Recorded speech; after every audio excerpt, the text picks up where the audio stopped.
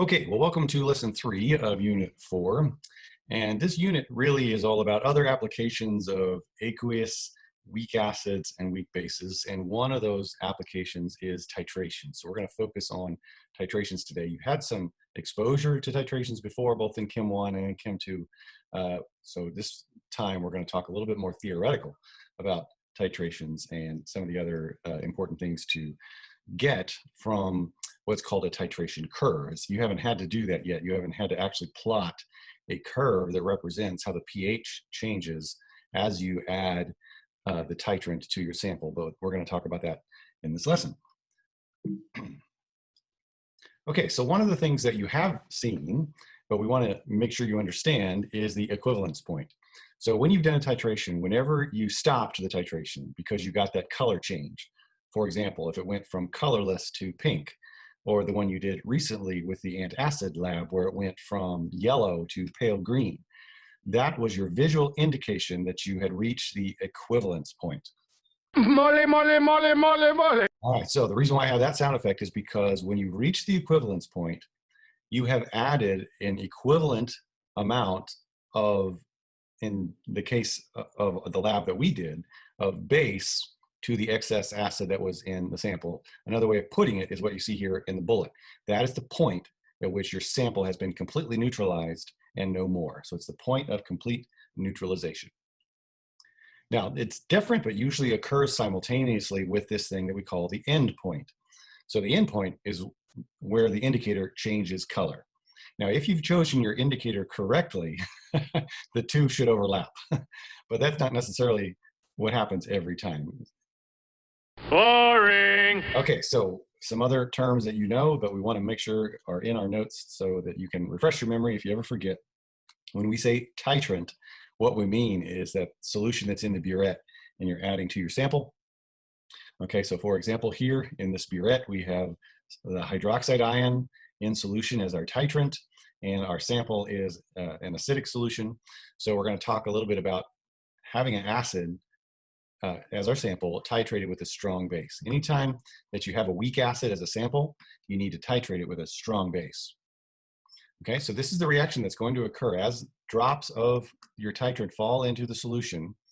Those hydroxide ions will react with an acid molecule and produce a water molecule, and then it will leave the conjugate base of the acid behind. So notice that we did not write this as a reversible reaction. Even though this is a weak acid, the reaction that's occurring between the sample and the titrant is a one direction, 100% reaction because our titrant is a strong base. All right, now, so far in the previous slide, we talked about an acid being titrated with a strong base, but you could also titrate a base with a strong acid. So in this case, the reaction is the base in your sample, when it encounters hydronium ion from the titrant, this hydronium ion is from a strong acid like HCl or nitric acid. So because this is from a strong acid, then this reaction goes 100% to give us, once again, a water molecule, okay, because this H3O plus gives up an H plus to the base and forms the base that's been protonated. So the base takes on the hydrogen and the positive charge, and the hydronium ion becomes a water molecule. Okay, so once again, same thing. This is a one direction, not reversible reaction because it involves a strong acid. Okay, so what you will typically do when you do a titration is you could trace out what we call the titration curve. And you can see this in this animation on display over here. So we start off with a sample and we add titrant to it, and eventually we get a color change, but we're going to go beyond that color change and we're going to monitor the pH as we add volume of the titrant. So the x-axis on your titration curve is the volume of titrant that you're adding, and the y-axis on your titration curve is the pH. Okay, so it's a plot of pH versus volume of added titrant. So there's 4 types of titrations that we want you to know about, and they're representative curves, what they look like, and the important points on the curve. So first of all, be able to talk about or draw or answer questions about a strong acid plus strong base titration curve, or a weak acid being titrated with a strong base, or a weak base being titrated with a strong acid, or you could even draw a titration curve for a polyprotic or a polybasic sample, and we'll get to that as well. Okay, so the strong acid titrated with a strong base is pretty clear. You start off, because your sample is a strong acid, you start off with a low pH. And then as you add your titrant, the pH increases. But once we get near the equivalence point, the pH really shoots up, and we run through the equivalence point, which is going to be at a pH of 7. And then at that point, all of your original acid in the sample has been neutralized. And so then, as you continue to add titrant, so we're still adding titrant, moving to the right on our x-axis, that pH is going to go up. And so it has kind of that S-shaped curve to it. Okay, but one of the key features of this curve that you should know is that when you have a strong acid being titrated with a strong base, or if you had a strong base being titrated with a strong acid, your equivalence point is right at a pH of 7. Okay, so this is a characteristic feature of a strong acid plus strong base titration.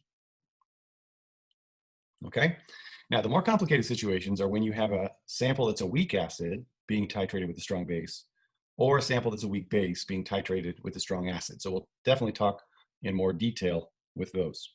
And so in this example, what we have is a weak acid, acetic acid, and we have sodium hydroxide as our titrant, okay?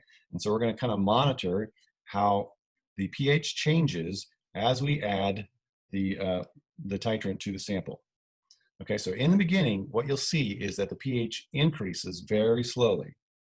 Okay, so it might look something like this. It goes up, and then it kind of flattens out for a while.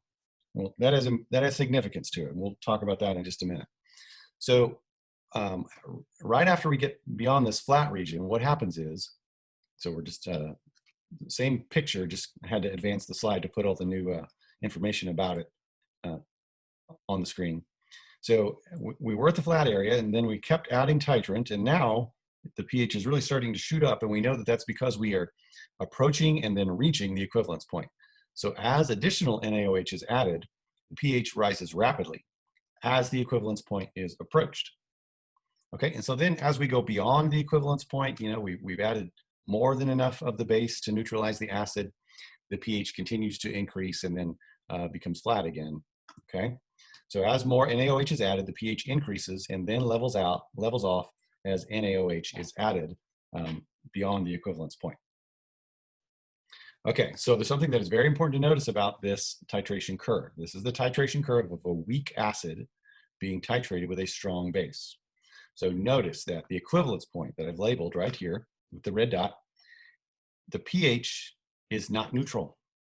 In fact, it's actually basic at the equivalence point. So notice that the solution is not neutral at the equivalence point. And so you may be wondering, well, why is that? So let's think about that, okay? So one characteristic thing of the equivalence point is that that's the point at which we have neutralized all of the weak acid. So all of the weak acid has been converted into its conjugate base. So we had the weak acid, I added hydroxide ion to it until all of it, 100% of it, has become transferred into this, the conjugate base of this weak acid. So remember our discussion back in Unit 3 about salts of certain ionic compounds that generate solutions that are not neutral, either acidic or basic. So that is going to become important for this discussion as well, because this conjugate base of this weak acid, this conjugate base is going to go on to react with water. And let's see the reaction that occurs. So if HA is a weak acid, then the conjugate base, A minus, will go on to react with the water as a base. It's the conjugate base, so it's going to behave like a base. So this is the reaction that occurs.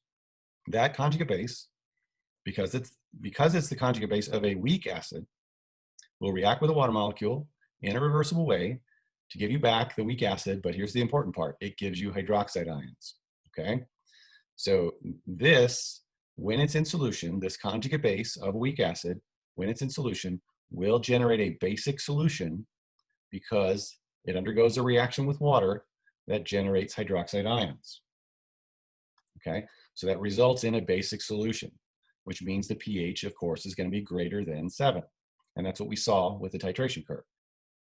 Okay, so this graph just compares the titration of a strong acid with a strong base. So that's the red line right here. So this red line is where we have HCl, which is a strong acid, being titrated with a strong base like sodium hydroxide. And we showed you previously that at the equivalence point for that type of scenario, the pH is equal to 7. Okay, now contrast that with this blue curve for when your acid sample is a weak acid like acetic acid. So you're adding the sodium hydroxide, and so the pH is going slowly, rising slowly, and then it starts to increase more rapidly, and its equivalence point, the point at which all of your acetic acid has been neutralized, its equivalence point is at a pH of greater than 7, because what you did was you converted all that acetic acid. Right here, you have converted all your acetic acid into acetate. Well, acetate, because it's the conjugate base of a weak acid, will go on to react with water in a reversible way to give you hydroxide ions, So that will cause the pH to be above 7.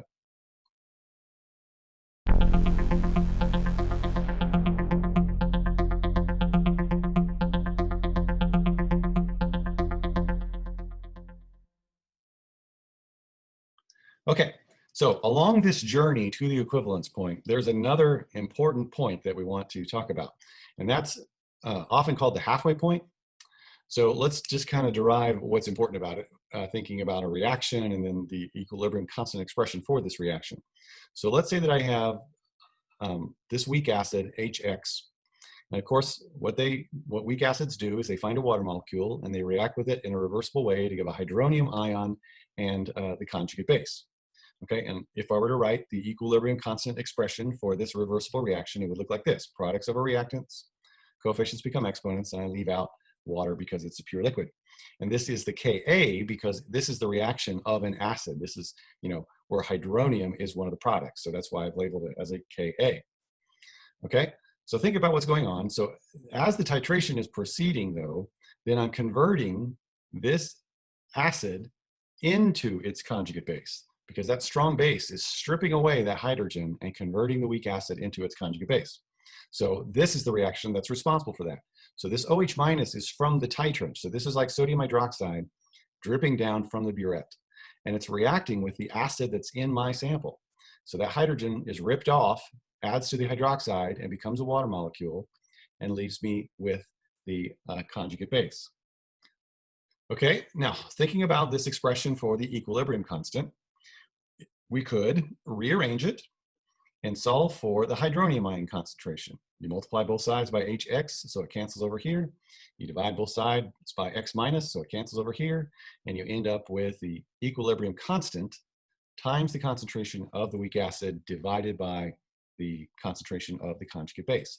And so you could also think of this as the ratio between a weak acid and its conjugate base.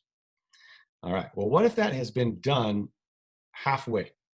What if I have reacted half of the original amount of my weak acid? Okay, that's an important point that we call the halfway point. And the reason why is this, because once you get to that halfway point, your concentration of weak acid is going to be equal to the concentration of your conjugate base. Before I start doing any titration, I'm 100% HX, 0% X minus. When I reach the equivalence point, I'm 0% HX, 100% X minus. So when I'm halfway there, I'm 50% HX, 50% X minus. So that means that the two are the same. And so if those two concentrations are the same, then this ratio becomes 1. Whatever this is, X minus is the same. So it's, it reduces to 1. And so what that means is that the hydronium ion concentration then becomes equal to Ka times 1. So the hydronium ion concentration is equal to the Ka at the halfway point. Okay, well, the way that we normally represent that, since we are tracing out in our titration curve pH on the y-axis, then normally we just go ahead and convert this hydronium ion concentration into a pH by taking the negative log of it. Well, if I take the negative log of the left side, then I also have to take the negative log of the right side. So I know what that is. That's called a pKa. Bottom line, I know there was a lot of words to get to what you really need to remember. That if you know what the equivalence point is, you also know halfway to the equivalence point, the pH at that point is equal to the pKa of that particular acid.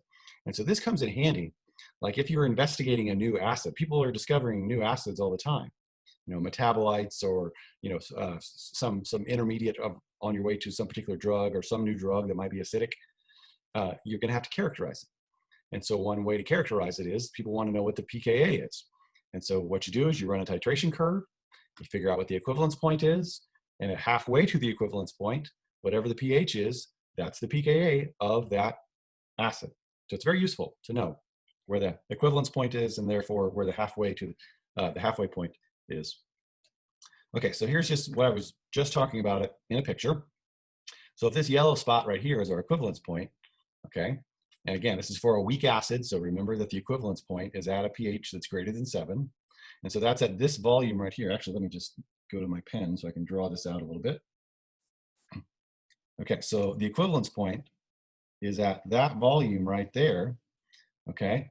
And so if I just go to what 1/2 of that volume, so if this whole volume we call V, then this volume right here, okay, is 1/2 of V, right? So that's the halfway point. And so at that point, whatever the pH is, that's also my pKa. Okay, so in this case, it looks like the pH is about 3. So you could also say that the pKa is about 3 for this particular acid. Okay? All right, so the other important thing from a curve like this is this label right here, the buffer region. Okay, so because what we've done, and we'll get more in depth into this in the notes, but this is another way to make a buffer. When we talked originally about buffers, what we said you do is you mix together a weak acid and a salt that contains its conjugate base. For example, you mix together acetic acid with sodium acetate. But here is another way to make a buffer, but you just sort of create the buffer by doing a titration. And so that's why we call this the buffer region, because as you're adding titrate in here, what are you doing? You're converting acetic acid into its conjugate base, acetate. So all in this region, you have a mixture of acetic acid and acetate. Well, that's the definition of a buffer. And so that's just another way that you can make actually a buffer. You don't have to mix two things together at the beginning. You can just start with a weak acid and then convert it into a buffer by titrating, by neutralizing some of that weak acid with titrate. Okay? All right, so here we go. I can't believe it. I just don't believe it. So to put it in our notes, another way to make a buffer, you just titrate a weak acid, or you could do this, titrating a weak base into the buffer region. And usually you would want to do it to the halfway point, because that's where you get the most bang for your buck. The buffer would be most effective at that halfway point, because remember that that's when you've got an equal capacity to react with invading acid or invading base.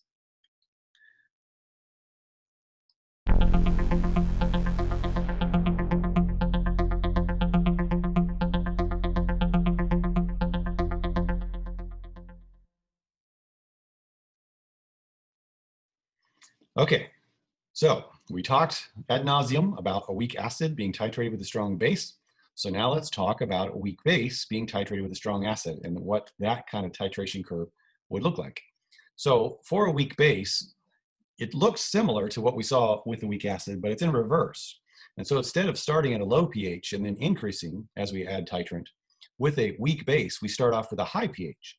And then as I add strong acid titrant, that pH goes down. But once again, we still have an equivalence point, we still have a buffer region, and we have the halfway point. Okay, so the equivalence point would just be where the slope of the curve is largest. And once again, we have a situation where the pH at the equivalence point is not neutral. It's not equal to 7. It is less than 7. So the pH at the equivalence point is acidic. And again, that is a consequence of the chemistry that occurs when you have gotten to the point where you've converted all of your weak base into its conjugate acid. So we'll look at that a little bit more in detail. And once again, just like with the other titration curve, we have the halfway point and we have the buffer region. Okay, so once again, to compare this blue curve right here is where we're titrating a strong base with a strong acid. So we're titrating sodium hydroxide with HCl. So a strong base is being titrated with a strong acid. And so when that's the case, at the equivalence point, your pH is equal to 7 because you don't have any ions in the mixture that will react with water and change the pH from its neutral position. But that's not the case when you're doing a titration with a weak base like ammonia. So in this case, the red curve, again, we start off with a high pH. I'm adding titrant and I get to the midpoint. But then as I get close to the equivalence point, the pH really begins to change. And you'll see that at the equivalence point, the pH is acidic. It's less than 7. It's 5.27. And that's because at that point, all of your ammonia has been converted into the ammonium ion. So why don't I actually just put that on the slide here, just so you can see what I'm talking about. So at the equivalence point right there, this is what's going on during the titration. We have the ammonia, our weak base. And what's being added to it is hydronium ions, H3O+. And so this is a 100% reaction because this is from a strong acid. And we generate the ammonium ion, NH4+. Okay, so that extra hydrogen ion pops off the H3O+ and adds to the ammonia to make it NH4+. And then we have the water molecule. Okay, so once again, up here, up here, that's 100% NH3 and 0% NH4+. Okay, here it's 50-50. Okay, and here what we've got is we've got 0% ammonia and we've got 100% ammonium ion because this is the equivalence point. This is where all of my original weak base has been converted by titrant into its conjugate acid. This is the conjugate acid. And so once again, because it's a conjugate acid, it's going to behave like a conjugate acid. So this ammonium ion, since it's floating around in water molecules, will react with a water molecule in a reversible way to give us the ammonia back, okay? But the important thing is it gives us the hydronium ion, okay? And so this is why the solution is acidic, okay? Because once you reach the equivalence point, that ammonium ion will undergo this reversible reaction with the water to generate these hydronium ions, which shows up as a pH less than 7.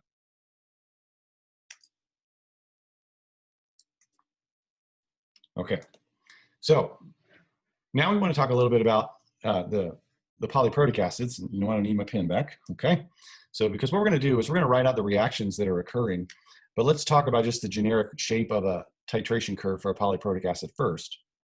So what's going on as I add base, remember this is a polyprotic acid, let's say that in this case it's something like with 3 acidic hydrogens, maybe something like phosphoric acid, which has 3 acidic hydrogens, so it's going to have 3 equivalence points, okay? And so we want to write out the reactions that's occurring, that's occurring as I reach each equivalence point. So at the onset here, I've got H3O+. This is the major component of my mixture at the beginning before I've added any titrant. And so as I add titrant, that H3PO4 is going to react with, I'm just going to write out as a hydroxide ion. And this is a 100% reaction because this hydroxide ion is from a strong base. And so what we're going to generate is the dihydrogen phosphate ion, so H2PO4 minus, and a water molecule. Okay, so that reaction occurs until I get to this first equivalence point.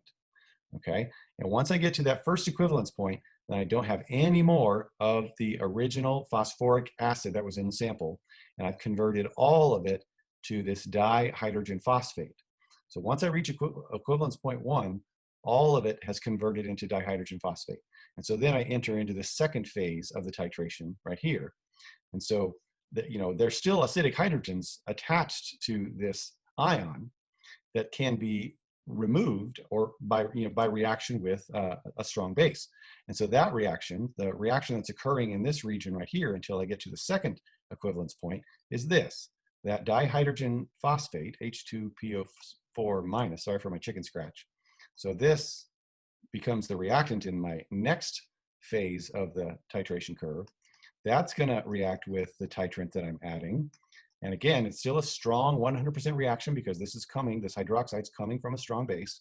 And then once again, it does the same thing. It strips a hydrogen off this H2PO4 to turn it into HPO4 2 minus. Okay, so it's been, one hydrogen has been removed and a little bit of positive charge has been removed. So it becomes more negatively charged. And then again, I produce a water molecule because that hydrogen pops off, adds to the OH to give us H2O. Okay, so once again, I start off with 100%, over here I had 100% of this H2PO4. But by the time I get to here, then this is completely gone. So once I reach this equivalence point right here, what I've got is 100% of this ion, HPO4 2 minus. Okay, well, still I've got a hydrogen that can react with titrant. And so that's what's going on in this next final phase of this titration curve, is that ion, HPO4 2 minus, okay, it's going to react with the titrant that I'm continuing to add, okay, 100% reaction to give us phosphate, PO4 3 minus, and one more molecule of water. Okay, and then we're done because, you can't neutralize any more acidic hydrogens. At that point, all of the acidic hydrogens that were on this phosphoric acid have been stripped away by the titrant. And so that's why we have the 3 equivalence points, because we reach that transition 3 different times. When we convert the previous acidic species, whether it be this neutral molecule or these acidic ions, we titrate them with a strong base to convert them into the respective conjugate base. Okay, so this is the conjugate base of HPO4 2 minus. This is the conjugate base of H2PO4, and this is the conjugate base of H3PO4.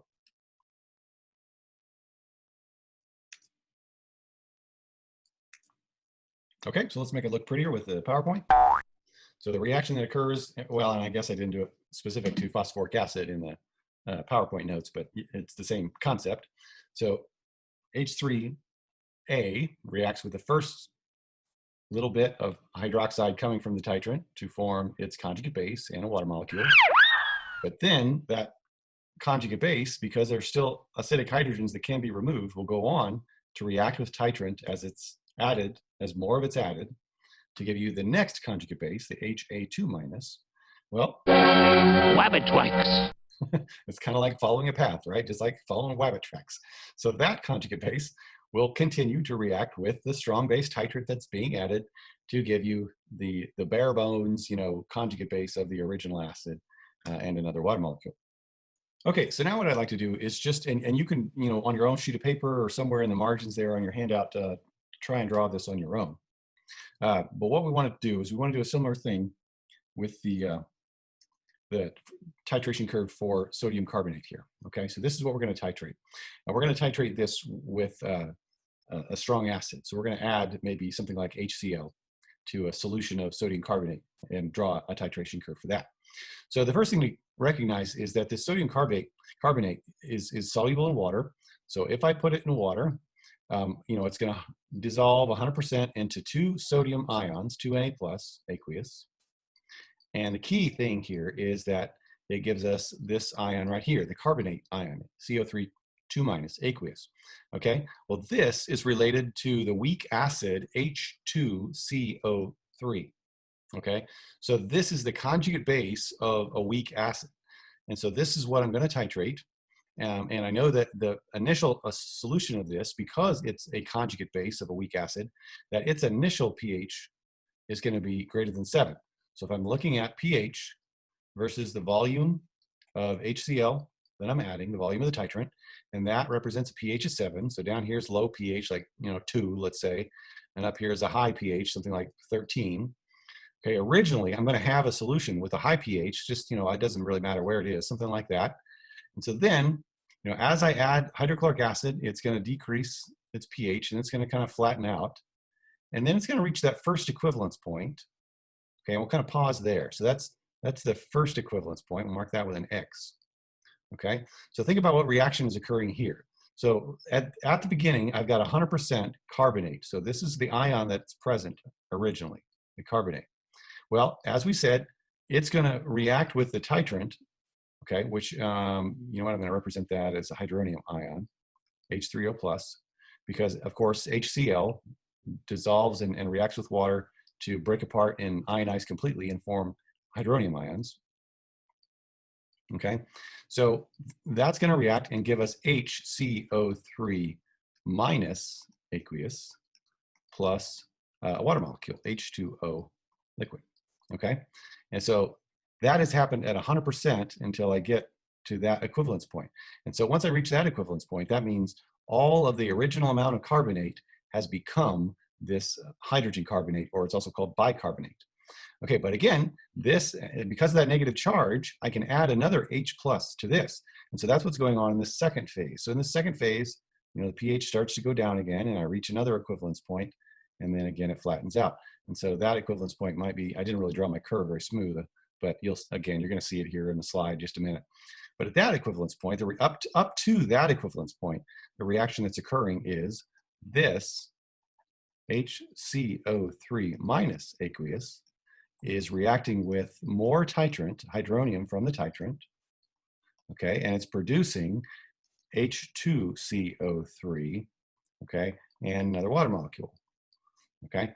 And so once again, once I reach that equivalence point, all of this bicarbonate, all of this hydrogen carbonate has been converted into H2CO3. And so the reason why the pH then is a low pH is because this is an acid.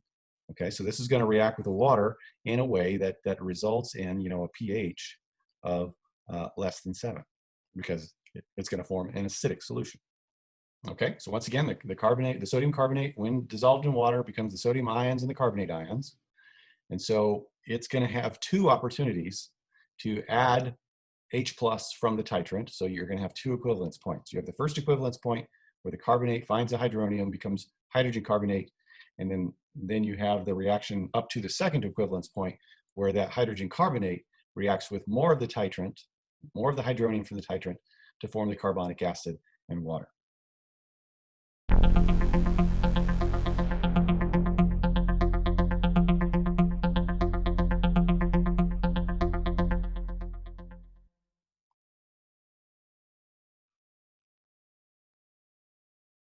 Okay, so we'll stop there. Clap on, clap off. Stop clapper. So let me talk a little bit about this bullet right here. So traditionally in Chem 2, there's another type of calculation that students are asked to do, and that is to calculate the pH at the equivalence point for a weak acid or weak base. Now, in my experience, this is a very challenging topic for students. And so what I've done is I've done two things. So first of all, I'm teaching it to you in the form of a separate Blackboard assignment. And so you will need to do that Blackboard assignment, and you have as many attempts as you need, and I step you through it. And I'll also post a video of me demonstrating how to do it as well, if you want to refer to that, so you can get all of the points with relative ease. But the good news is that's really where I'm going to leave it. I'm not going to quiz you on this. It won't be on the final. You know, really, I just want to expose you to this type of calculation because it's considered an important type of calculation in Chem 2. But in my experience, students really struggle with it. What we did talk about today that I do want you to know about and are responsible for is represented in your homework assignment, questions 4 and 5. Clap on, clap off. Stop clapper. As well as questions 10 through 13 in the extra practice assignment. And once again, if you want to see some tutorial videos on this information, here's 2 good ones from Bozeman Science and Khan Academy.